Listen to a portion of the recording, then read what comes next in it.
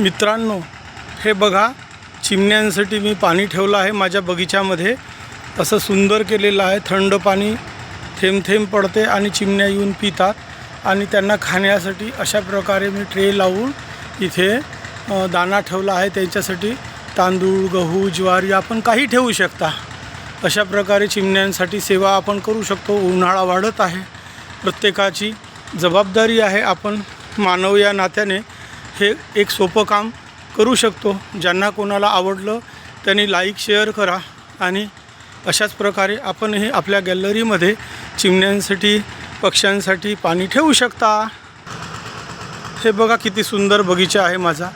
इथे आंबेसुद्धा लागलेले आहे. हे बघा, आंबे दिसत असतील तुम्हाला. हे बघा, मी आंबे तुम्हाला झूम करून दाखवतो. किती छान आंबे लागलेले आहे. आपणही अशी सुंदर फळबाग करू शकता. पक्ष्यांसाठी अशा प्रकारे पाणी ठेवू शकता.